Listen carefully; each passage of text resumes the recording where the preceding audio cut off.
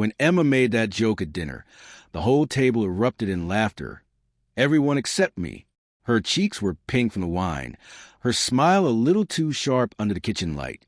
"Maybe I should just hand you over to Lily," she teased, nudging my arm as though it were harmless fun. Everyone laughed again.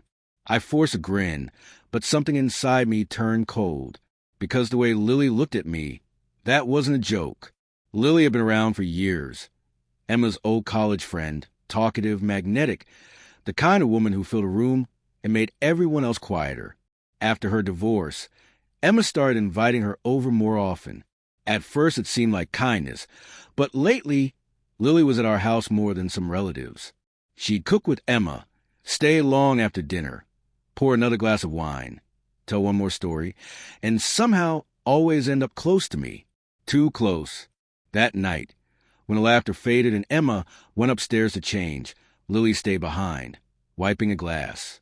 "You know," she said quietly, "your wife's jokes aren't always jokes." It sounded playful, but her eyes weren't joking. I didn't answer. I just stared at the drink in my hand, as something uneasy started to form inside me. Over the next few weeks, Emma's little remarks became routine. "Maybe you should just go out with Lily," she'd laugh. "At least she actually listens." Sometimes she said it in front of friends, sometimes after a fight. Her words were light, but her tone wasn't. We'd been drifting for a while, late nights, tired silences, arguments that went nowhere. I used to think sarcasm was our love language, but eventually, sarcasm just started to sound like the truth. Then came Lily's barbecue. She invited us both, and Emma accepted without hesitation. She spent hours getting ready, humming like nothing was wrong. When we got there, the place buzzed with noise, laughter, music, the smell of grilled food. Lily looked effortless in a white dress, barefoot, hair loose. She hugged me first, a second too long. Later, Emma was outside by the fire pit, laughing with someone else, her voice blending with his. I found myself in the kitchen, helping Lily restock drinks. The air between us was tight, charged. Her arm brushed mine. She didn't move away. "You look miserable," she murmured. "Just tired," I said. She smiled faintly. Or maybe tired pretending. Her breath was close, warm with wine. The hum of the fridge and my own heartbeat filled the silence, until Emma's voice cut through the air like glass. "Well, look at that," she said from the doorway, her tone cool and amused. Lily stepped back quickly, startled. Emma's smile didn't reach her eyes. "You two make quite the pair. Maybe you should just go home together." People nearby laughed uneasily, not sure if it was a joke. But her eyes, they weren't joking. Something in me snapped. "Maybe I will," I said. The laughter died instantly. Emma blinked, stunned. "What?"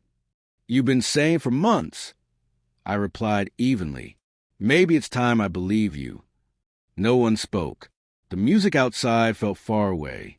I set down my glass, nodded to Lily, and walked out. I thought maybe Emma would stop me, say my name, tell me it was all in jest. But she didn't. She just stood there, pale and silent.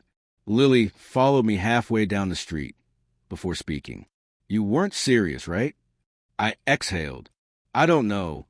She looked at me for a long moment, then said softly, "Maybe you should be." That night, I didn't go home. I checked into a cheap hotel by the coast. I stared at the ceiling, listening to the waves and thinking about how long I'd been letting myself become the punchline. I didn't love Lily. I didn't even want her. What I wanted was to stop being the joke. Emma's humor had turned into humiliation, and somewhere along the way, I started thinking that was love. In the morning, my phone was full of missed calls and messages. None said come home. They said things like real mature and hope you're happy. One text stopped me cold. "You actually left. I didn't think you had it in you." Half disbelief, half contempt. That was Emma in a sentence.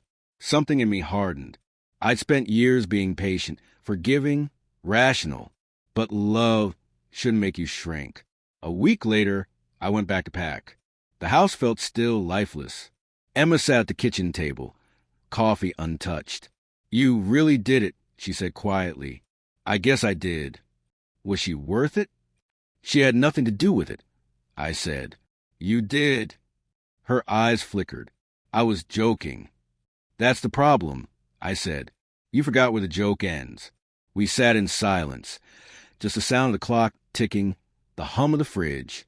Finally, she asked, So this is it? Yes. I left the key on the counter and walked out. No yelling, no tears, no dramatic goodbye. Just a quiet understanding that sometimes the line between a joke and reality isn't a line at all. It's a door. And when someone keeps daring you to walk through it, eventually you do.